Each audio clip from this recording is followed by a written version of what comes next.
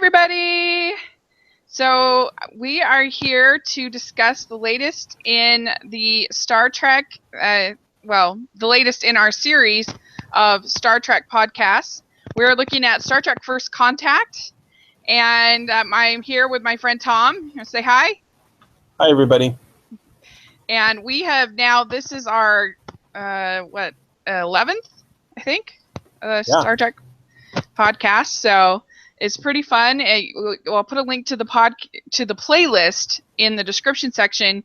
You definitely want to check it out. If you do happen to join us you can ask us questions in the Q&A, and we'd be happy to answer them. So it's going to be a lot of fun. I am a Star Trek amateur new learner, and Tom is the expert. So we get kind of a little bit of everything, hopefully, between the two of us. So I like to give a little summary of the movie before we start in on our questions, just kind of all up in our on the same page. And this one actually wasn't as hard as some of the others to summarize, because you have kind of the same event happening for long periods of time. And so anyway, here's my summary for Star Trek First Contact. Star Trek First Contact tells the story of the Enterprise's contact with a race called the Borg, who are a kind of sci-fi zombies. They take over the body of creatures and assimilate them into Borgs. They have changed time so that their species completely populates the Earth. The Captain Picard and the Enterprise go back to 2063 to find Zefram Cochrane, the man who first went into warp flight. The day after his flight, the humans first encounter alien life. The Borgs are trying to prevent this meeting, so the crew try to convince Cochrane to go through with the warp drive. Meanwhile, Cochrane's assistant, Lily Sloan, is sent to the Enterprise, where she meets Picard. However, the assimilation has begun on the Enterprise, including the Borg Queen giving Data human skin, which is a near-orgasmic experience for him. Picard offers to trade places with Data, but he refuses. Data fires torpedoes at the Borg ship and then ruptures a coolant tank, dissolving the Borg's biological components. The movie ends with Cochrane finishing his flight and the Enterprise crew returning to their time period. So, what do you think? Not bad. Not bad. Okay, good. I'll take it. I'll take it. Yeah. No, that's the plot. Yeah. Got it. So, what were your overall thoughts upon viewing the film? This is a rewatch for you, first time watch for me. Right. Yeah. Many times rewatch for me. I'm very familiar with it. Very at home with it. I first saw this when it came out in what was it? 1995, 96. 96, I think. And yeah, it was the year before I graduated high school. So, yeah, a while ago. Yeah, this time around, I've kind of been trying to watch them through your eyes because it's a novel idea, having not had much contact with Star Trek before, and to approach these in that way. So I kind of tried to play that game at home, I found that. Yeah, I felt like a lot depended on knowing these people still, but I felt like the overall plot is still very strong. I think what I appreciate the most this time around is how we get Star Trek's origins, not in the sense of Gene Roddenberry sitting down to write a TV show in the late 50s, early 60s, but in the sense of, okay, these people are flying out in space. How did that start? You know,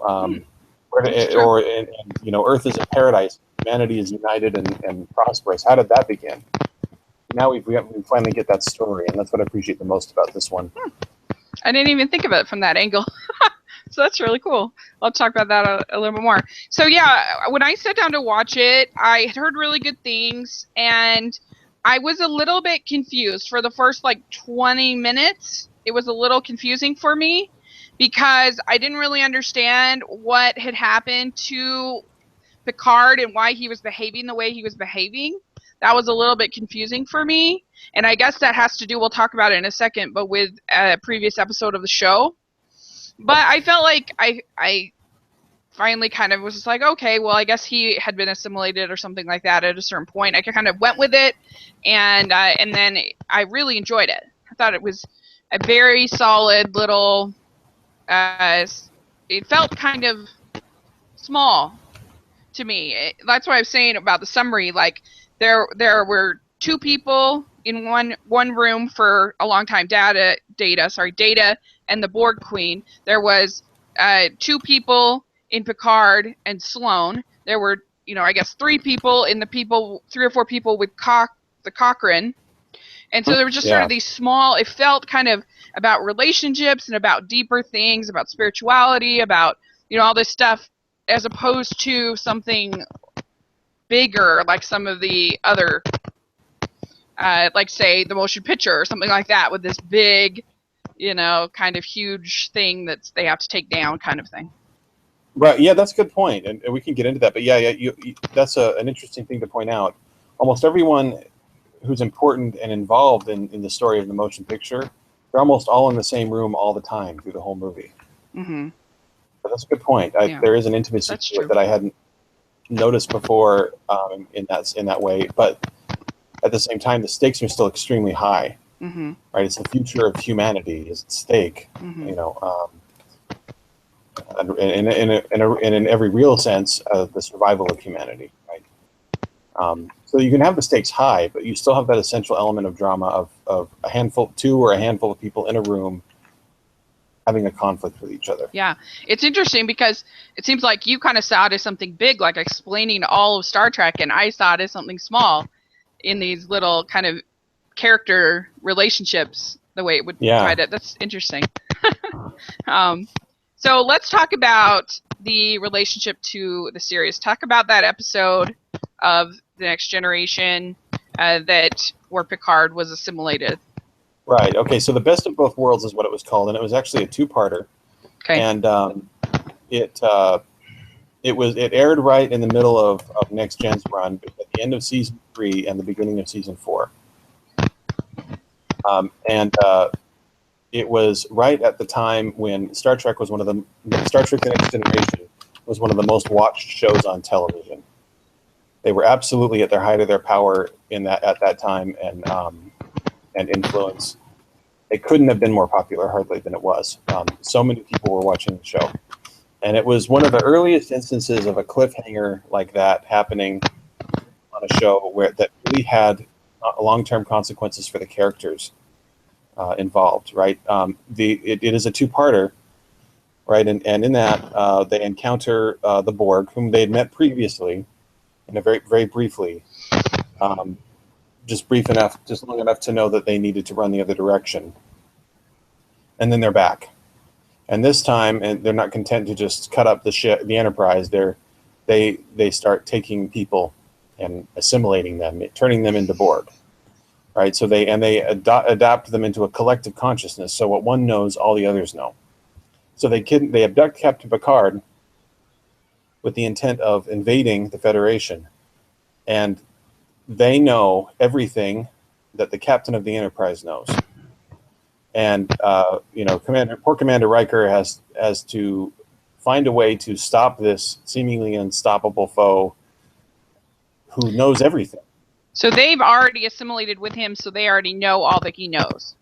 Yeah, right up to the point where they unassimilated him, right. Yeah. Okay. So they did manage to take out most of the Borg components. And I think maybe what was confusing is that they didn't really thoroughly explain. He's still got bits of them inside his body. That was a little So it's confusing. not a mystical or psychic connection that's causing him to dream about them or to hear what they're saying or to know that they're coming or anything like that. It's because of the Borg components that are already in him. Now, like I said, this is one of the earliest shows to depict the consequences of trauma in a long-term way. So in a few episodes down the line, Picard goes home to his family's vineyard to meet with his brother and his nephew and kind of reconnect with his family. But I thought they died. In Star Trek Generations, they did. Like he had just gotten news of their death in Star Trek Generations. So this was just forget about that, or No, Oh, no. wait. This is in the show. Sorry. Yeah, yeah. So Right. this is in the show. A few episodes later, Right. this is how we know them, right? Okay. Um, so and he basically breaks down, and he really has to deal with this, and the fact that they took him over, and it gets you in all the feels, because this is a guy who, like I think I've told you before, that at the time, he was kind of my dad. You know, I kind of thought he had a very fatherly presence on TV, and you know, you ever hear your dad sobbing? It's alarming, Yeah. right? Right. Yeah. Yeah, and that's exactly how it struck me. And so yeah, it was a powerful event in the show. It had incredible consequences, and it was kind of cool to see that story sort of finished in a big cinematic fun way. Cool. That sounds really good. Did they end it on sort of a satisfying way in the show, or was there Yeah. kind of? Yeah. Well, it's complicated for Picard. Yeah. Okay. Like it does not end with a laugh and a smile. And it's clear that what's happened to him is not going away anytime soon, right? Mm-hmm. And so that now everything's fine. The good guys win, of course. Spoilers, but Was that the only time you saw the Borg in The Next Generation?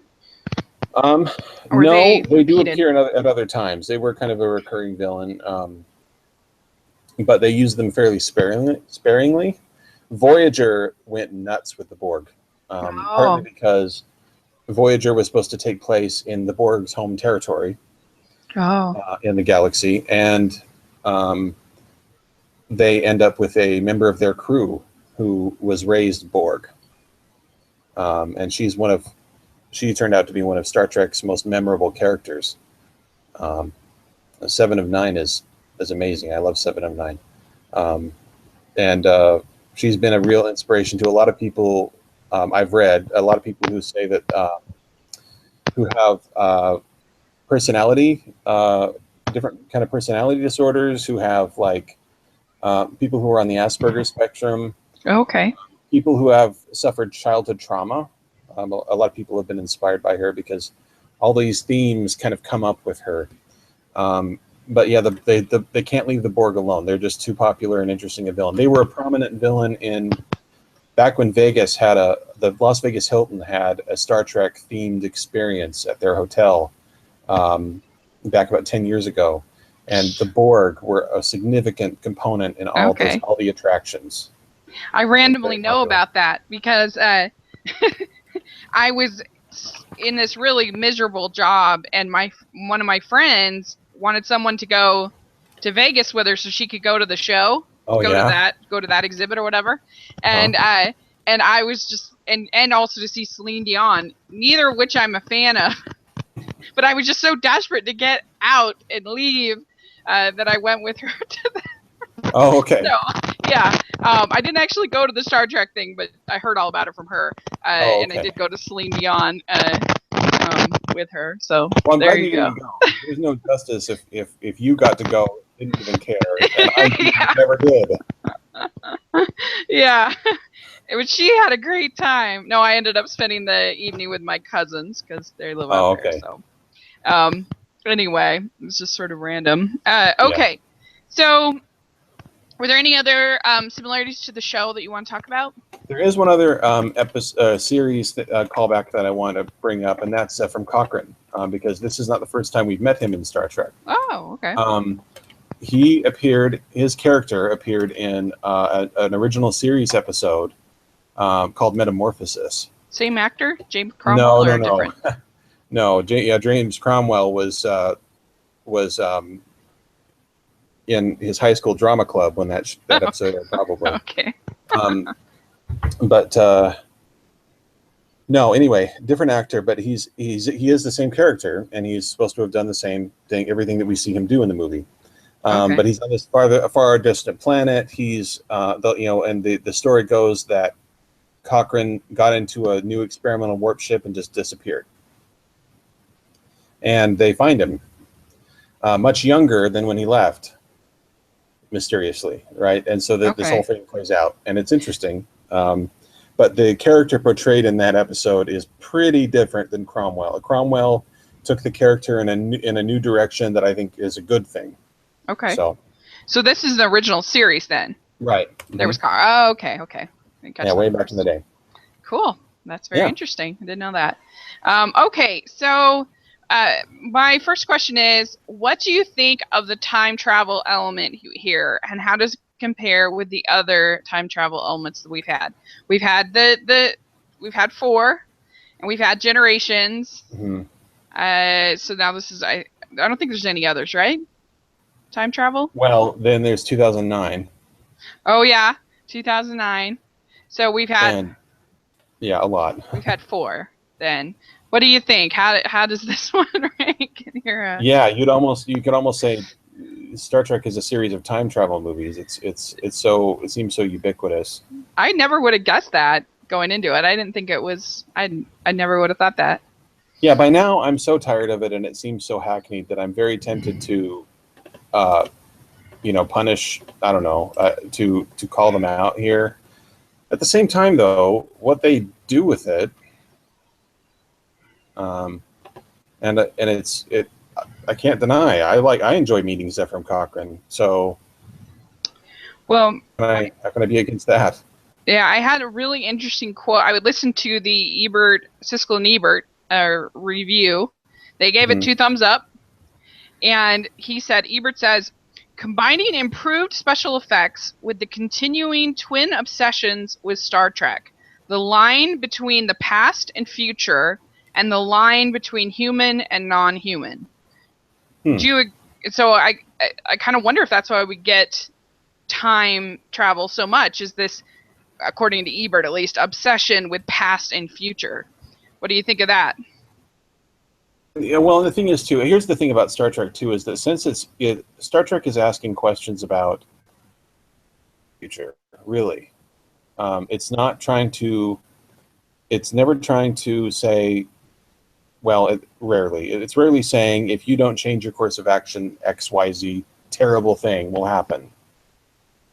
As we said so. It's more of a conversation that's trying to start.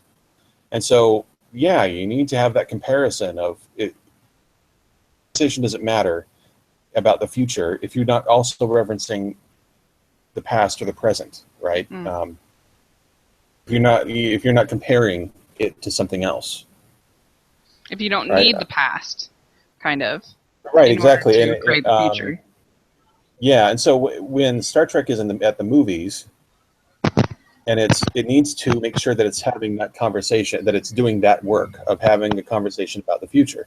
And in order to do that, a very easy way to go about doing that is to involve time travel, because that's how you reference the past. Now, Star Trek Beyond kind of got around that to some extent because yeah, that's a good point. And the ship had motorcycles and hip-hop music on it and all kinds of stuff that seems very familiar and of the moment to us. That's even true. Though the ship is 150 years in our future, or 200 years in our future. So they still manage to talk about the past, even if they don't go to the past. It's part of Star Trek, really. Yeah, interesting. Yeah, I thought that was interesting. I don't know if I would have said those were the 2 twin obsessions of Star Trek, but it makes sense when you think about it. And speaking of the line between human and non-human. So let's talk about the Borg. Mm-hmm. And my question was, do you like the zombie element introduced into Star Trek? This idea of sort of I think that all the other villains that I've seen so far, there's a sense of control, and there's less a sense of panic about how to conquer said villain, if that makes sense. Whereas this, you really did feel like they were pretty vulnerable. Like the enemy was vulnerable, the Federation, that the crew was vulnerable to these. They've been such a popular villain is because they seem to strike at the heart of everything that the Federation is about.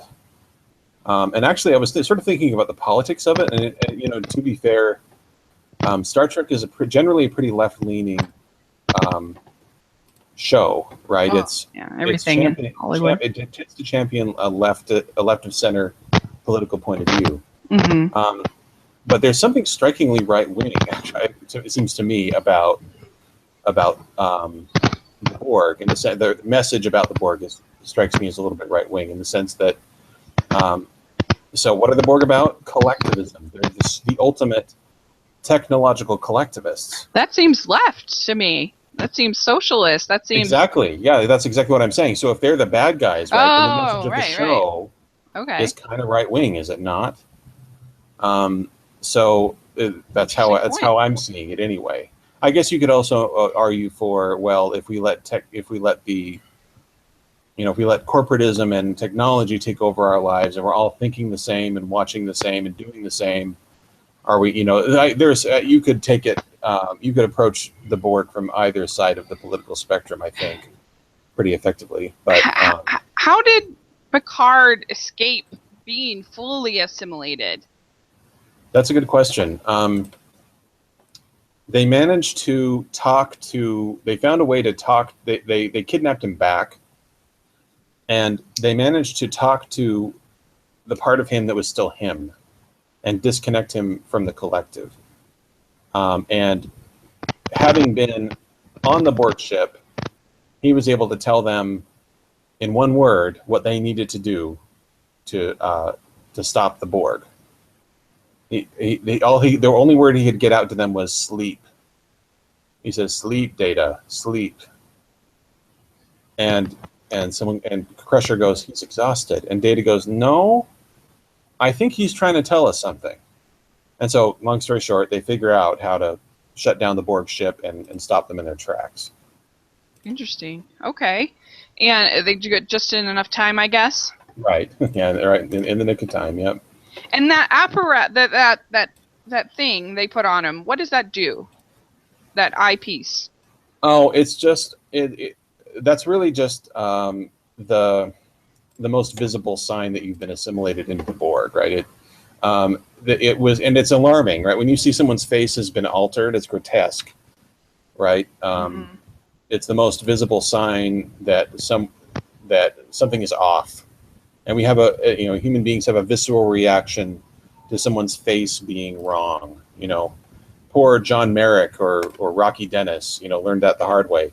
If your face is off kilter, people are alarmed and frightened by it because they don't know what to make of you. True. Right. So that's the principle at work, I think. Okay. It doesn't have any particular. I mean, I think they explore a little bit in Voyager what it does, but it doesn't really matter. The effect is I'm more interested personally in the poetic effect of it, and less in the inside baseball. What does it do and how does it work? Sure. Okay. And do we know? I guess we know that it's now fully there. The Borgs are completely over the whole Earth at this point, right? So that's why they go back in time to try to stop Cochrane, or just to get Cochrane from meeting. They don't want Cochrane to meet the alien, right? Right. Yes. Now here's where it gets a little. The action in the beginning is a little confusing. So Earth is fine. Earth is full of humans. It's the center of the United Federation of Planets, and they're pretty happy until the Borg show up again to invade. Right. So a battle ensues, and yes, they defeat the ship, but a scout gets away. That scout, wibbly wobbly, timey wimey, the scout gets away and travels back in time. Oh, okay. And in the moment that they travel back in time, the Enterprise witnesses the effects of that travel, being that the Earth is taken over by Borg. Right, so that they've started assimilating the human race. They got a head start on it, and so the Enterprise has to somehow go back even further than they did and stop them. Okay, that makes sense. Yeah. Okay. Somehow they're protected from the effects of the Borg having assimilated humanity early on, like the temporal wake, prevents them from experiencing everything. Right. It's a little bit hokey. It's a little bit, well, it just works because we said so. And if Cochrane didn't meet the alien, then that wouldn't have happened. And if Cochrane doesn't make it to warp speed, the aliens don't know that humanity is on the rise, and don't come to meet them. Okay. Right, and so humanity stays divided, and by the way, since the Borg have shown up, they're easily assimilated because they've just had World War III, 600 million people are dead, there's no major cities or militaries to oppose them effectively, so they can just waltz right onto the planet and take it for themselves. Okay. All right, so my next question is, there are two new characters, Cochrane and Lily Sloan, and that's... Actually, three, if you count the Borg Queen. Oh, yeah, I guess that's true, Borg Queen. And I guess, what do you think of, these three characters? What do you think about the performances, about who they are? They hit the Alfre jackpot, Woodard. with all three of these actors. Yeah. Okay. Like Alfre Woodard, I think is great. You get a real sense with her that like you kind of see the world through her eyes, and she's kind of our connection to the action a little bit. She feels what we would feel if we were there, you know. And Cochrane is fantastic. I love that guy. Yeah. I'm sure Cromwell's a nice guy. I know he's not Cochrane. I want to meet this Cochrane. Like, I want to hang out with him.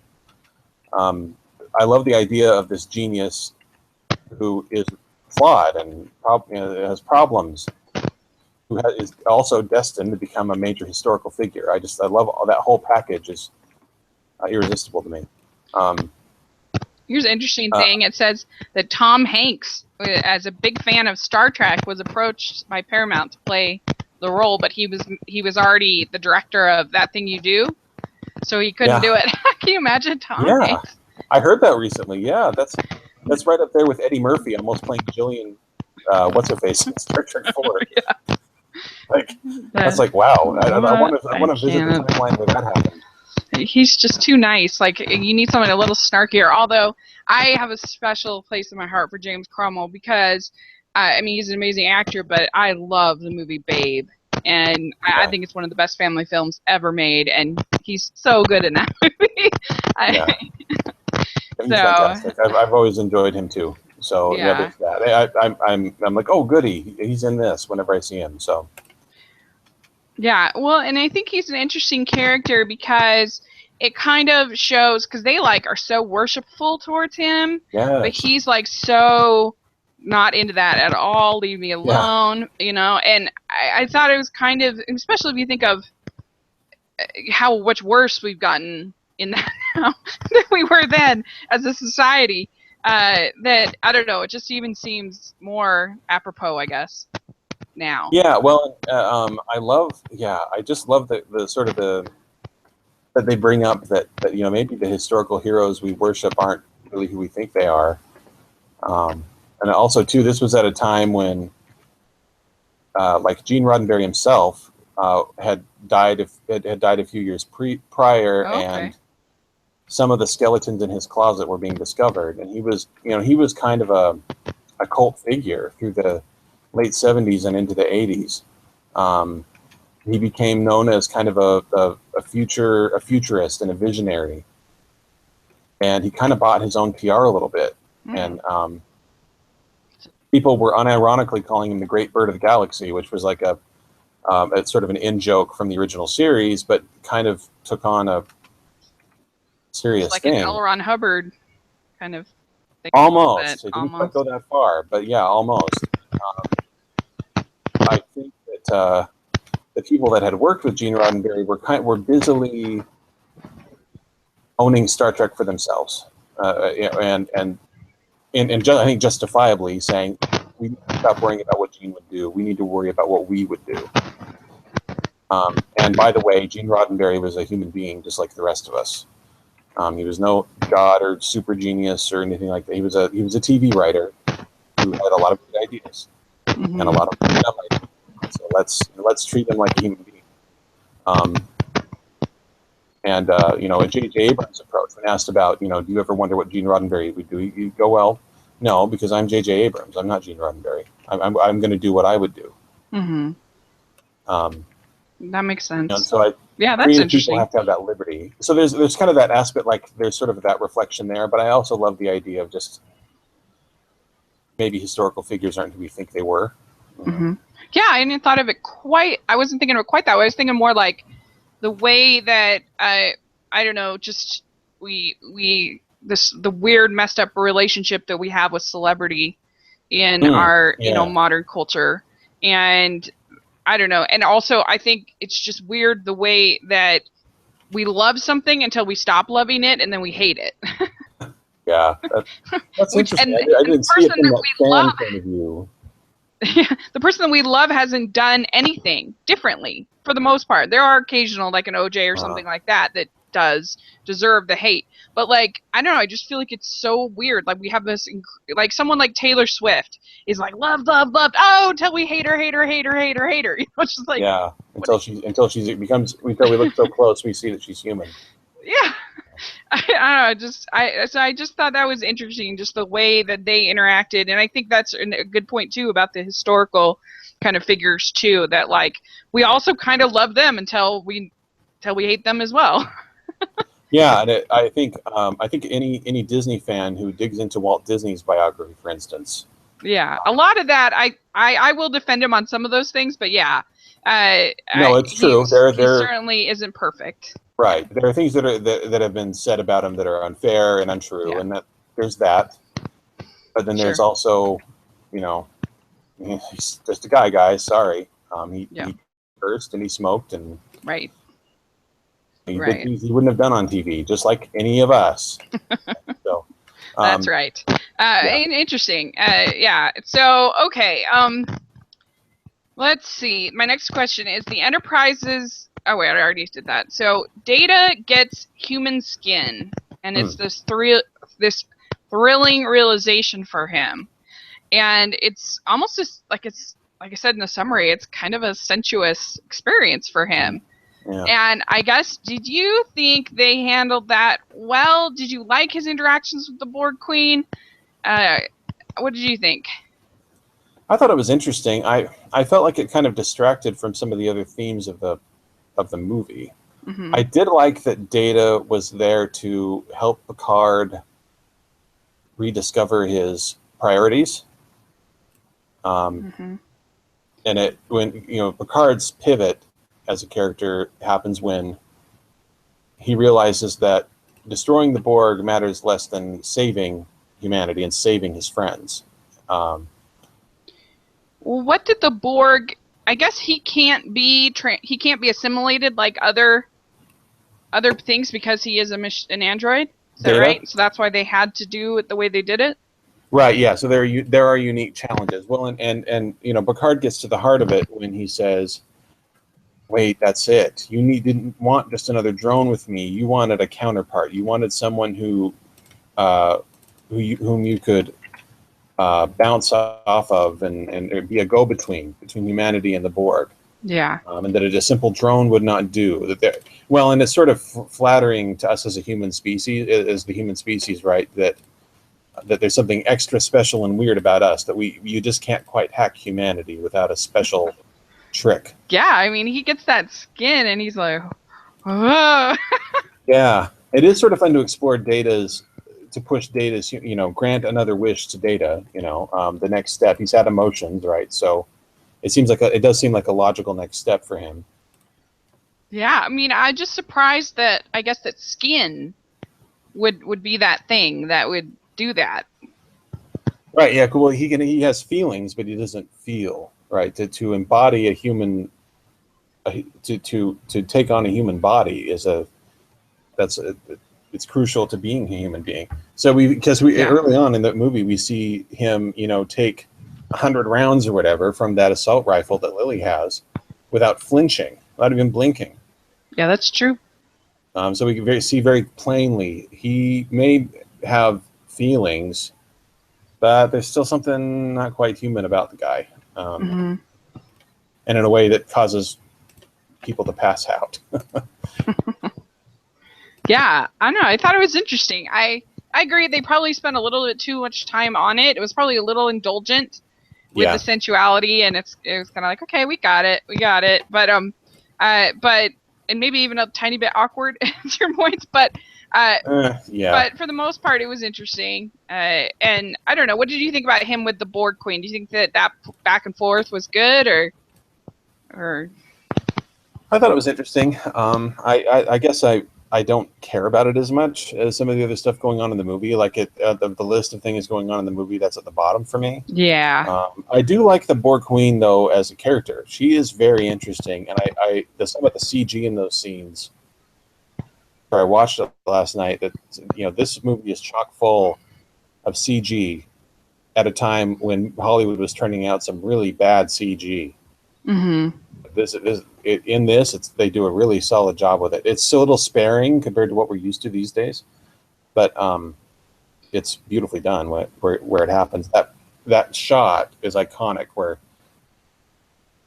that top half of her torso is led down into the rest of her body, and it closes in on her, and all the stuff going on in that shot is seamless and beautifully done, and it's chilling and creepy and bizarre and off-putting in a good way. Yeah, Gene Siskel in his review was very complimentary about the special effects, like you're saying.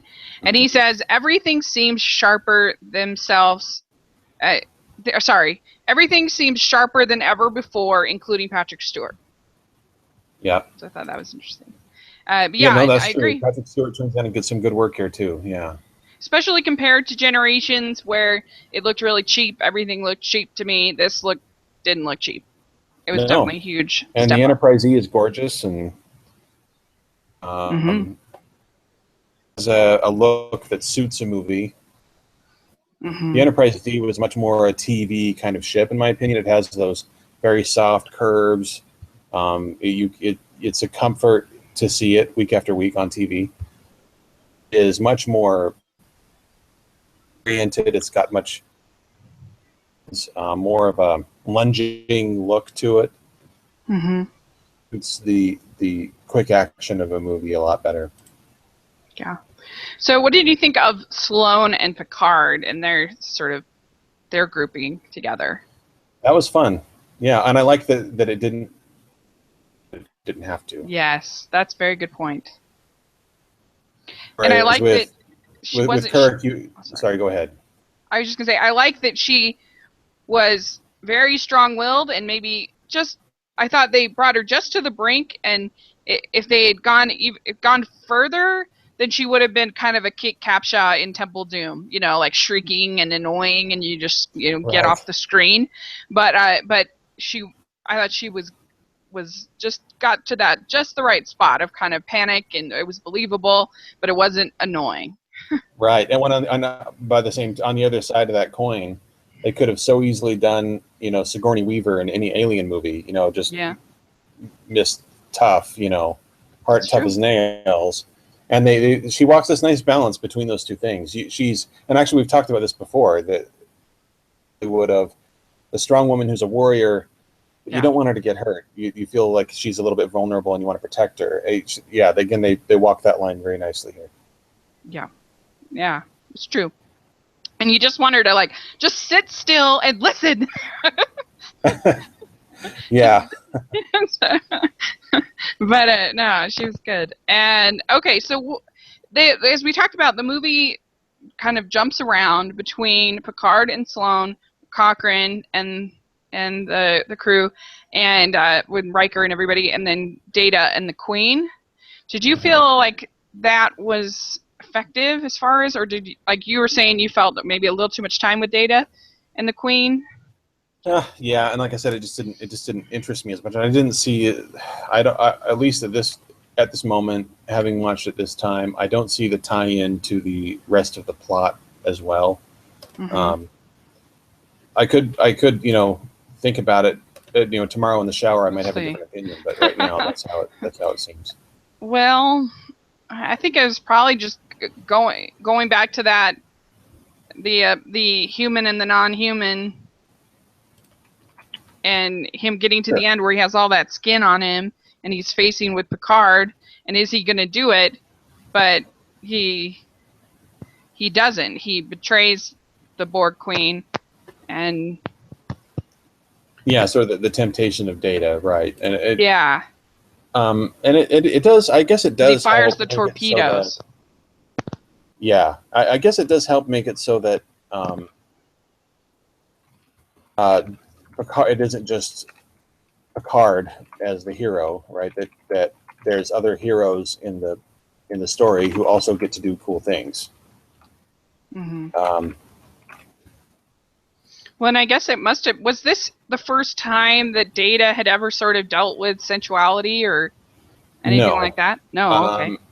There was an episode where everybody gets drunk but not drunk, and everybody starts acting crazy, and it's very early on in the series, and one of the crew, one of the characters seduces him, or basically uses him as a dildo, to be frank, and like not graphically, of course. It's Right. 1987 on broadcast TV.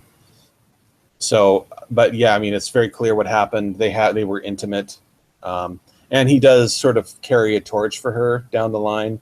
And that character dies very early in the series, so we never meet her in the movies. None of that. So, Okay. Did you buy that Cochrane would change his mind? Did you think that enough time was spent with him? that's a good question. I mean, change his mind from no, I'm not going to do it to yeah, I'll do it. Yeah. I think he went with yeah, I'll do it because if they, these people seem to be who they say they are, and if you buy that, then and you have this sense that what you're going to do over the next day or so really matters that much, I'd probably go ahead with it. I'd be wigged out as he is, and I do Right. appreciate that they depict that. Yeah. That he doesn't just, it's not like a bad, it's not like an episode of Sherman and Peabody where they go back to meet George Washington and he, in spite of meeting, Or- heroically goes ahead and does whatever he's going to do. Or the what's Mrs. Camden character in I can't think of her name, but in Yeah, Jillian, Star Trek yeah. 4 when Uh-huh. she's just like, sure, I'll go with you on your spaceship. Right. I'll go into the future. Woohoo!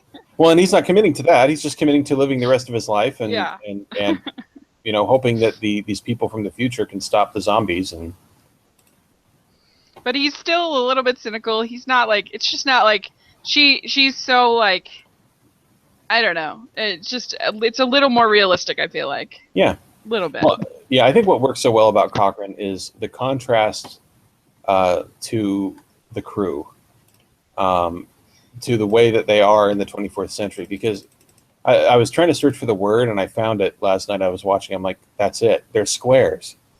The people in the 24th century are squares, right? They always use good manners. They always get along. There's never any issue with them. Right? They wouldn't be caught dead listening to Roy Orbison or your classic rock. They're always listening and or performing classical music. The future that's depicted in Star Trek: The Next Generation, and maybe very specific there, is very tame. It's very clean and the whole ship looks like in the series, the ship looks like the interior of it looks like a Ramada Inn. It's very inoffensive. The colors are very tame, Mm-hmm. and it's elegant in its way, but it's very inoffensive. And I like that they meet a guy who kind of pops their pomposity a little bit, who challenges the way they think about themselves and their whole world. Yeah, even the way they think about him. Yeah, exactly. Yeah. Yeah, That's very good. He sort of. I like that he sort of shakes them a little bit, shakes their idea of who they really are. I think there's sort of a theme here. I did think of this, that like the way the Borg relate to this story. The Borg are a threat of how you can represent how you can lose yourself in your tools and in your machines and in your technology. That you can end up serving up your soul, or giving over your soul in order for a more convenient way to do things. Interesting. I hadn't thought of it quite that way. I was just thinking more like zombies, but you're right. You're right. And so, Cochrane is sort of bringing that back down to earth, literally, and saying, this is where this started. It wasn't San Francisco from an ivory tower. It was Bozeman, Montana, from the dirt and the grime of the end of the Third World War. That's what I love about this, too, is that, Star Trek ultimately has an optimistic vision of the future, but you have to go through. Yeah, it gets worse before it gets better. So in this way, Star Trek agrees, yes, the apocalypse is coming, but it's from those ashes that we'll do our best work yet. Right? I sort of love that idea. Right. Interesting. That's like the that's the actually the rationalization for many a supervillain. Just thinking about that, like Age of Ultron. You gotta build the ashes to Apocalypse, the X-Men Apocalypse. There's much. Anyway, wouldn't that be a terrifying? Oh, that would be a terrifying Star Trek story if they found out that the whole thing was engineered by some lunatic. Oh, that would rock their world. Or maybe you sort of just they get the sense, ooh, this is really what our history is about. We should write the script now for Discovery. I know. We should. Or whatever the next Chris Pine one is, or the next feature. That sounds good. So this is the third cast member to direct a film. Jonathan Frakes, yeah. Jonathan Frakes, and who played Riker.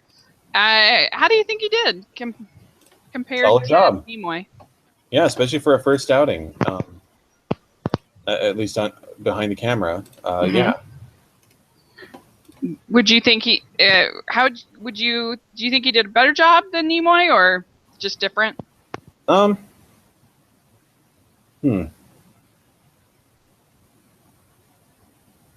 about the same, I would think. Yeah. I think he managed to capture the fun and the camaraderie between the characters. It's fun to see Deanna Troi get drunk because, like I said, everybody's very I forgot about that. well-behaved and inoffensive.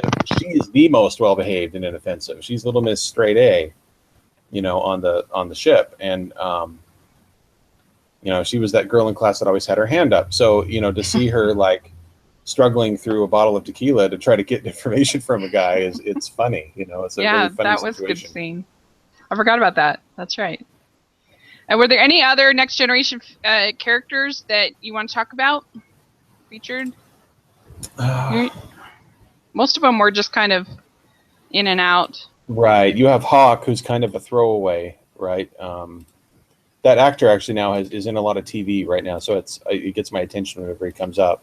Oh, well, and Geordi LaForge was there with Geordi was there with Cochrane.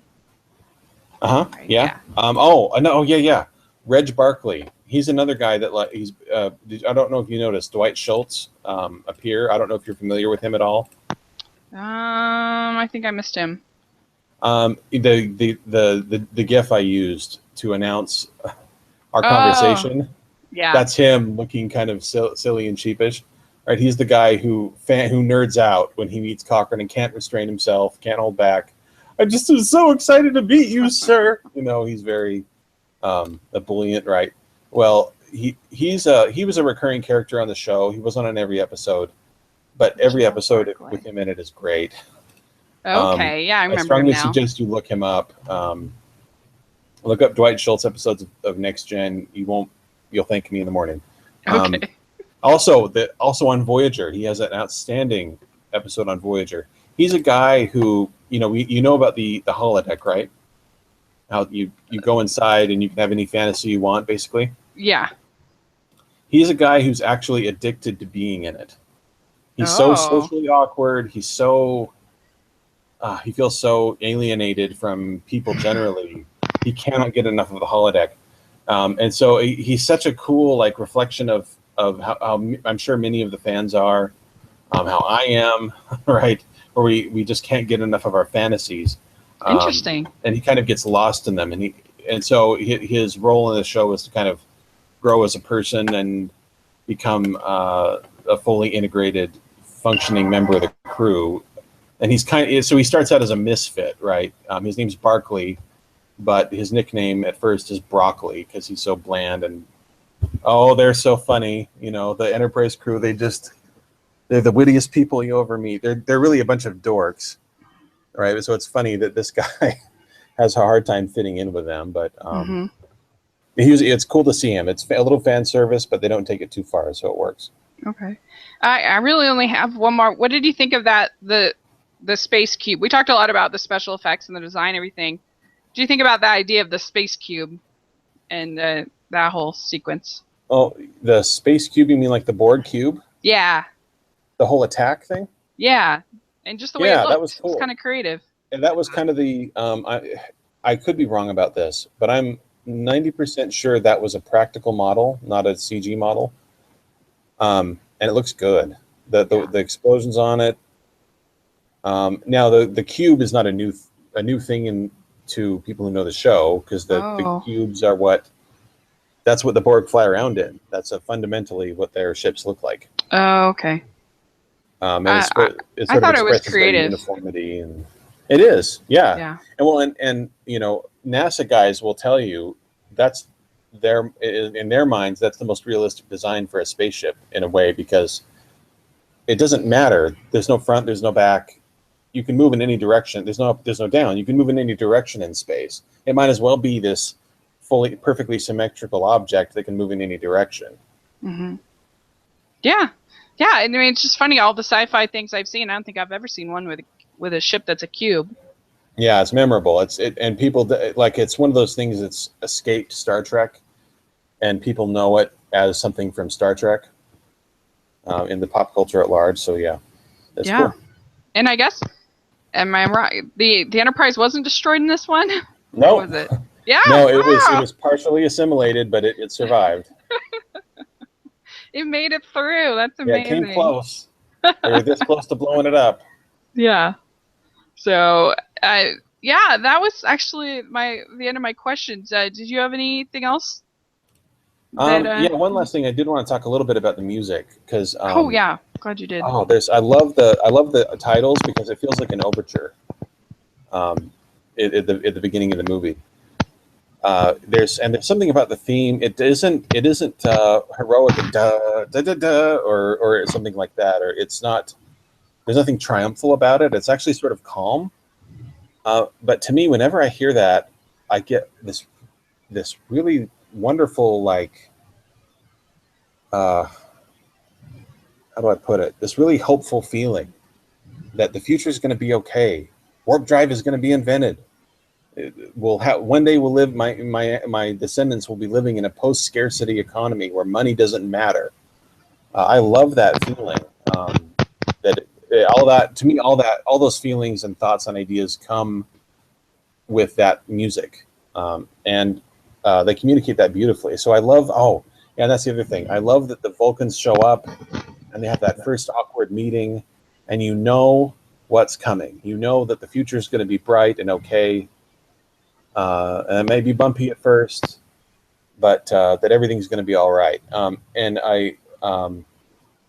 one last funny thought I've had about that last scene, right, where they meet the Vulcans, and Cochrane turns on his music, and they're alarmed. What is this noise I'm hearing? Right. I wonder, like, what did they do next? Did they take him to Disney World, or I can just picture a Vulcan with mouse ears on and awkwardly taking pictures and trying a frozen banana or something like that. Yeah. Oh, that's true. It was nice because you did get enough sort of breaths of the action, because some zombie type stories are a little too, I don't know, just a little too brutal, I guess. Yeah. So I like. Really hardcore. Yeah. Yeah. I also forgot we ought to talk a little bit about the Moby Dick references. Yeah. Let's talk a little bit about that. I actually have the quote here. Sloane says, "I'm sorry, I didn't mean to interrupt your little quest. Captain Ahab has to go hunt his whale." And then they continue to talk about, and Picard says, "This is not about revenge." And Sloane says, "A liar." Yeah, I love that whole scene. Yeah, that's considered, like, you ask a fan what the most memorable scene in Star Trek is, there's a very good chance they'll mention this one. Right up there with Spock dying, right? they'll mention this, partly because Picard, we see Picard so angry and just unhinged, and again, it's like I talked about earlier, where you hear Dad sobbing, it gets your attention. Well, here Dad is pissed, and he's known to be a very calm kind of dude. Yeah, that's a great scene, and actually it compelled me to read Moby Dick. After really? I saw that, I'm like, oh, I'm getting into this. Yeah, he says Ahab spent years hunting the white whale that crippled him, but in the end it destroyed him and his ship. And Sloane says, I guess that captain didn't know when to quit. Yeah. Which is interesting when you think about some of the other it's not a side of Picard that we certainly didn't see in the last movie. I don't know how much you saw it on the show. It's more of a Shatner kind of scene, almost, in a way. You know, where it seems more Shatner would be the type to Kirk, I mean, would be the type that would be sort of obsessive about the Klingons and not wanting to let it go. And so it almost seems more like that, but I think it really works. It's really good. Yeah, it's you see personal trauma and the way it affects a Star Trek captain, but it's a very different kind of trauma. Yeah. Well, just the idea of compromise. You can't compromise the ship. Like, you can't do it. Right. Yeah, and you know, David, you know, we had seen him for all of 20 minutes on the screen. You know, where the stakes were high because he's Kirk's son, but right. In this, you know, like a relative. If you follow the show, that's how you see him. You know. Mm-hmm. And you know what he's been through. You know the backstory, and somehow it feels heavier, altogether, because you know all that, and so it's all brought to this cool finale, and this final confrontation with himself, where he has to get a grip and get his priorities straight. Yeah, I think it's, and I was thinking too that, like, if this was Kirk, it wouldn't be Lillian there; it'd be McCoy. True. Because McCoy is the only, Spock is good, but Spock is really committed to the org chart, and I do what the captain says. Whereas McCoy is like, oh, the hell with the rules. You're not doing this stupid thing, and I'm not going to let you. Yeah. Right. Well, and in a way, it's sort of Picard's version of being humbled. Because he is a thinker and he's more of an academic type. Like, it makes sense that this is kind of the way that he needs to be humbled. To realize he doesn't necessarily know the right way, and he has to listen and compromise. And somehow she accidentally stumbles on his number, the thing that he would respond to, because it's when she mentions Moby Dick, then it gets his attention. It gets him thinking, and sort of like wondering, like, okay, what am I doing here? Yeah. Yep, that's very true. Okay, well, I think that covers pretty much everything. What grade would you give this? Would you give this movie? A average, if not A plus. Yeah, I mean, I think maybe on a first watch. I think on a second watch, now that I understand it a little bit better, I'd give it an A plus, but I'll just give it an A now because it was a little confusing. But yeah, I think I only don't give it an A plus because I think it gets a little distracted with the data and the seduction of the Borg Queen. That's a little distracting, I think. But that's true. Solid. Yeah, it's a great watch. I recommend it. Even for a first time, like, you don't know Star Trek, I'd drop someone in cold for this because I think it's that well done. So yeah, I think the most easy. The one that, if somebody was asking me what's the first one I should watch, I would say 6 still, I think is the... that's a good choice. Yeah, that's the one I would say. So, all right, well, great. We will talk next time about Insurrection, right? Yeah. That's the next one. And then... Nemesis. Nemesis, and then we have Galaxy Quest, which I'm really excited to talk about. That'll be fun. So, all right, well, thank you very much. Where can people find you? On the internet at tgunwriter.com and on Twitter at Elmano Roboto. Cool. Okay. Well, we will talk about Nemesis next week. and I will have that information in the description section. And thanks again. Thanks.